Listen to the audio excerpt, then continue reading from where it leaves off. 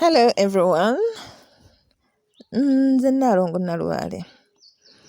Neeranze tulabe ekitundu kyaffe kino eky'okwezuula nga tutunuulidde biki ebiyinza okutulemesa okwezuula obulungi.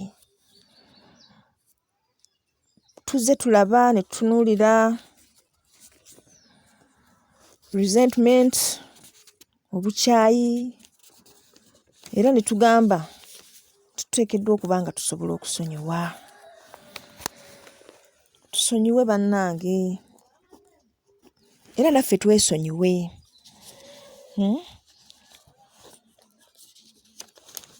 Twesonyiwe kubanga eriyo ebintu by'okola n'olya nga tojja kusobola kwesonyiwa. Yali mwana muto, wamukuba oluyi, wali togenderedde, naye bwe wamukuba munnange ate yalimala bulemazi. Kati n'obeeraawo nga weekyawa.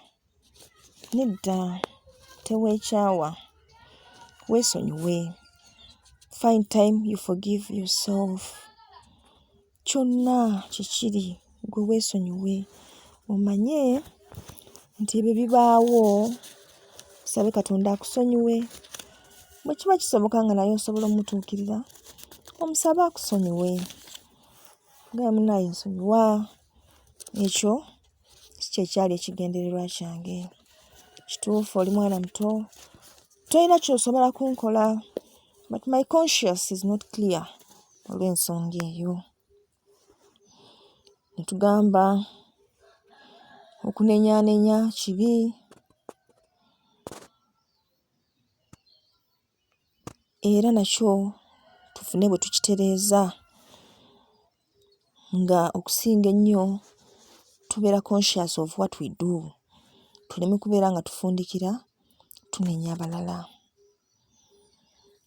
Ne tutunuulira guilt nga nakyo kya ttabbu, kubeera ng'ogwesinza buli kiseera. Ne tugamba nakyo tukyevumule. Ne tutunuulira okutya nga kuno kusibuka mu butamanya.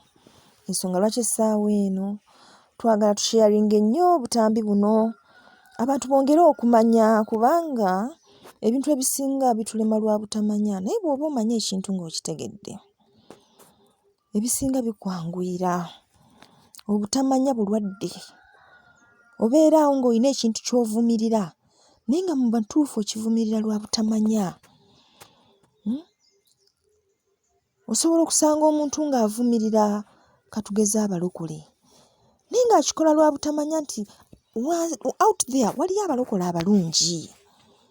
Bana ekyenjagala mmanye nti omuntu omulungi abeera mulungi wonna w'oba omusanze, oba mu buwangwa oba mu busiraamu oba mu bulokole, omuntu omulungi aba mulungi. Naye buba butamanya ofunayo omuntu omu gw'olabirako n'osinziira okwo n'ojaajinga bonna. Si bwe guli, gye bali abalungi. Naye buba butamanya. So bw'obawa obudde n'obamanya, otandika okubategeera n'omanya nti omuntu omulungi aba mulungi. Kabenga talina ddiini nga Nnaalongo, kabenga alina eddiini nga Paapa, kabenga alina eddiini nga bano abasiraamu be tulaba beebikkiridde, bw'aba mulungi aba muki? Aba mulungi. Ndowooza ekyo mukitegedde. So obutamanya nsonga yakulwanyisa nnyo nnyo nnyo, era ng'ennwanyisa yaayo kumanya. Manya ono kyagamba. Hey, listen, wuliriza, togaana bugaanyize, tombuulira. No, don't close your heart, don't close your mind. Keep open-minded. Wuliriza, londamu ekikugasa. Londamu ekikukola ki? Ekikugasa. Kati olwaleero empagi gye tugenda okutunuulira esooka ya busungu. Obusungu kye ki? Obusungu kwe kubeera ng'omuntu asalawo nga talowoozezza.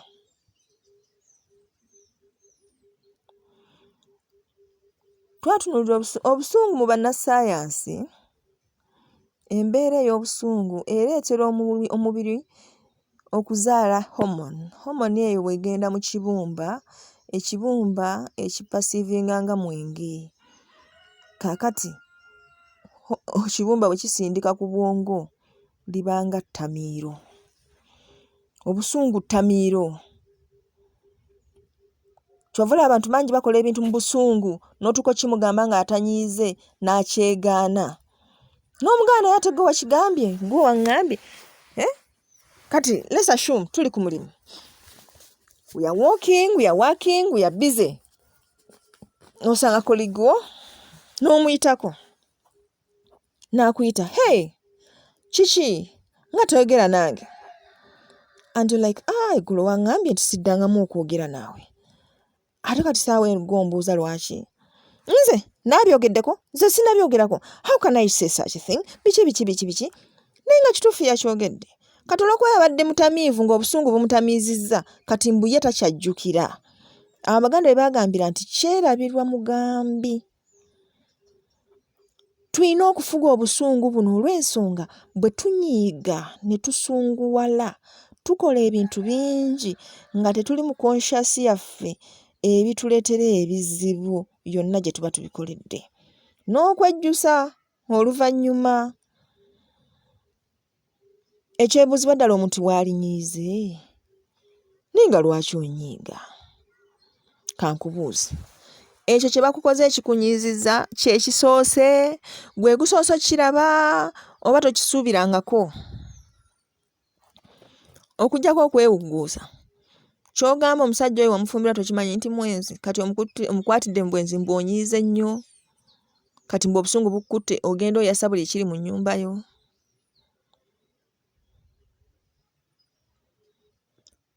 Bwe tuba tuneezuula ne tufuuka abantu ab'omugaso mu nsi muno, tuteekeddwa okubeera abantu abakkakkamu, abasobola okwefuga. So si kuleka bintu nga bino okutekinga over ne kikufuga. Kati n'oleka obeera mbu nabadde nga obusungu bunvugaavuga, nga mpambiddwa obusungu. Obusungu is some form of alien yazze n'ennyingira n'entabangula kitambo.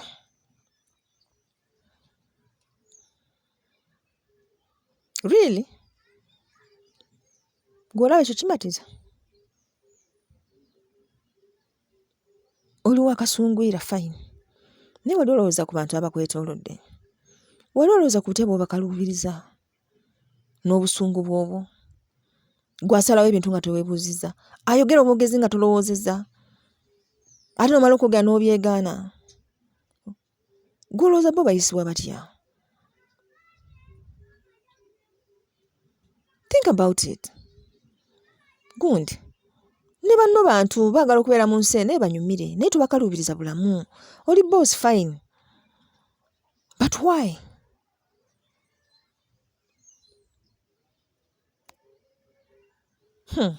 Mutemanyi na busungu kye buyinza kukola. Nze mbabuulira mulina okwezuula mumanye how far obusungu kye busobola okukola. Nze lumu nali nkola. Nange natuuka essaawa ne ndowooza nti nsobola okukozesebwa. Kati ne ŋŋenda ne nsaba omulimu. Ne ngufuna. Ndi accountant nkola. Kati boss ajja ŋŋamba nti munnange njagala invoice. Kati boss aŋŋamba ayagala invoice. By then nalina emyaka 2. Nali ngiwezezza. Ayagala invoice ajagala mu KCCA ya ground rent. Kati nga ngenda mu KCCA nga mbagamba naye njagala invoice. Of course I represented the old one. Ne mbagamba I'm here for assessment. Nga bampa invoice nga ngimuleetera. Angimuteera ku table. Yali busy nga alina byakola. Bwe yabitunulako n'aŋŋamba I told you I wanted an invoice. Ne mugamba ngenzeeyo ne bampa eyo invoice. N'aŋŋamba no, you should go back and tell them to give you an invoice. Ne ŋŋendayo. Ne ntwala era enkadde. Ne bankolera the same invoice nga gye baasoose okunkolera. Ne nkomawo. Ne mugamba boss eyo invoice gye bakoze ki? Gye bampadde. Jjuka kati invoice ziri 2. Empya.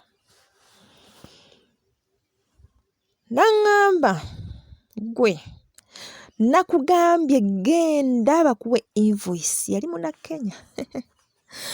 I told you should go and they give you an invoice. You see, for me, I studied up to junior 8 and I can reason out and think out everything carefully. But you're here wasting a lot of my time and there you are, simanyi makerere biki. Go and get me an invoice. Ngenda ku KCCA. The good thing omukyala yali omu gwe nasanganga. Ngamba mukadde eyo invoice gye nakuwadde. Ye invoice gye tuyinawo kati. Oyo mukama ogenda omugambe teri ki invoice ndala. Anzira mu mmotoka nga nzirayo ku mulimu. Nga nzimutwalira zonna 3 enkadde n'empya 2. Kati awo mmaze okukyaginga nze gwe bakozesa kati nzize nga nze yenze oli omusunguwavu. Njagambalaga obusungu kye bukola. Natuuka waali ne nsooka nsimba emikono ku mmeeza gyombi. Kati awo mba nkutamyemukko. Atudde mu ntebe ye the other side. Ne ndyoka muyita erinnya Peter.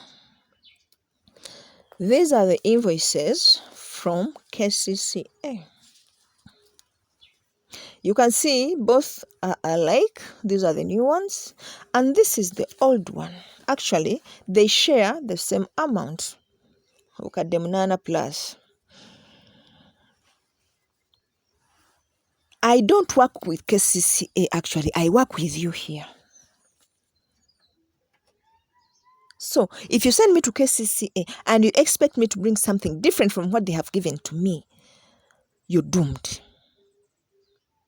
I don't work with KCCA. If they didn't inform you that they had changed their invoice format, that is not my fault. The other thing, I'm not a bastard. My father could have died, my mother could have died, but I'm very certain that they were my parents. And from today onwards, if you're to stay with me here at your place of work, stop using vulgar words when talking to me. You should learn to respect me because I'm a human being. And the other thing, this is Uganda, not Kenya. I'm free to do to you anything I want. Mark my words. Nenkondo. Mbuze walagawa. Naddayo mu ofisi yange nentuula nenterera. Neŋŋamba ekyo nakyo nkimaze. Kati kaninde kulaba bwangoba. Era ne mpaakinga obwange nga neegobye. Can you imagine? Nze mulekwa Katonda nnyambye anfunidde akalimu nkola nfuna omusaala gwange naye okuŋŋamba obugambi okugenda okuleeta invoice whereby nina n'okuvugawo emmotoka ŋŋende nkime invoice nkomewo kati mbunze nnyiize nnyo to that extent ennyonnyola mukama wange gy'ava ne bye nsobola okumukola byonna mbimulaze buli kimu kwegamba ndi wa mutawaana nnyo. Kwega kyengezaako okubalaga obusungu busobola butya okulemesa obulamu. Kati nze I was lucky. I've always been lucky bannange. Do you know what happened? Enkeera nakomawo ku mulimu. Olwayingira mu office nankubira intercom nampita.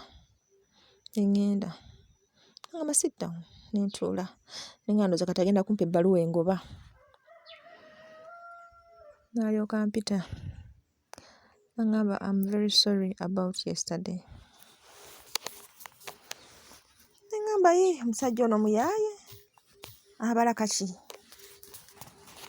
Ngamba you know I actually didn't think twice because I should have known that you also don't work with those people. You know, those people are very stupid. Jokana muganyo kosa vulgar word kati atandikolo. Those people are very stupid. Why didn't they tell their clients that they had changed the format of the what? Of the invoice? They could have put it in the newspapers. We would have seen it. All the companies would have seen it. Because they deal with most of the companies here in town. Most of the properties here in town. So they should have informed us that they have changed the format. Anyway, it's their fault. It's not yours. So I'm very sorry for bothering you that much. Please forgive me, and also for using that vulgar language, and for also even talking about your parents. I'm very sorry. I didn't even know they had died. So please, can we get back to work? Konze, thank you, sir. Nenkoona enkondo nenzira mu office. Nenjaga mukubemu akafaananyi. Oli mulekwa, oli Makerere osoma, opangisa ennyumba, weesasulira fees, weesasulira coursework. Buli kimu gw'okyekolera. Kati ogenze ku mulimu obimesins around balina kukugoba. Kati nali nzirako ki? Tukakingizako okubalaga nti there are things we value very much mu bulamu buno, like telling off people.